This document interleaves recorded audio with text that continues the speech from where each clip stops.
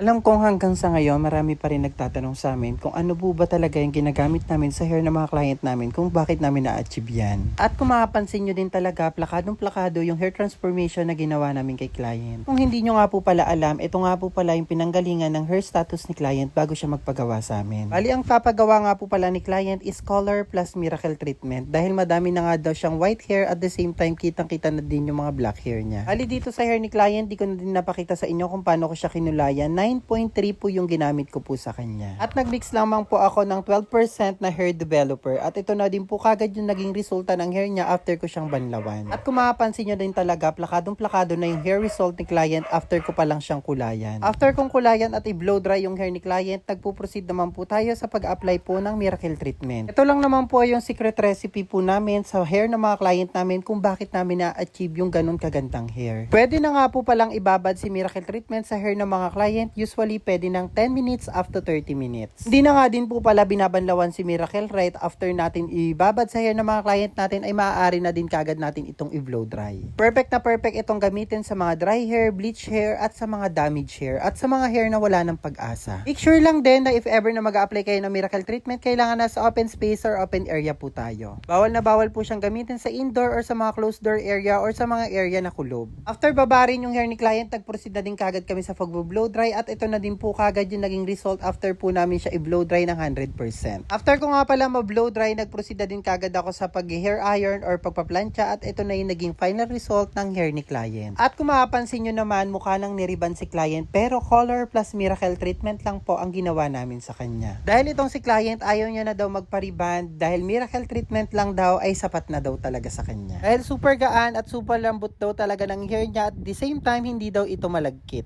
Yes, tama po iyon, hindi po malagkit si miracle treatment sa hair at the same time hindi po siya mahirap patuyuin. Kaya naman kung salon owner ka, hairdresser ka or future hairdresser ka and still looking for the right product para sa mga clients mo na babalik-balikan ka, siguradong dadayuhin ka ng mga clients all over the Philippines. Subukan mo na rin ang miracle treatment dahil ito lang din naman yung sekreto namin na ginagamit namin sa hair ng mga clients namin. Once again, thank you so much for watching and don't forget to like and follow and share.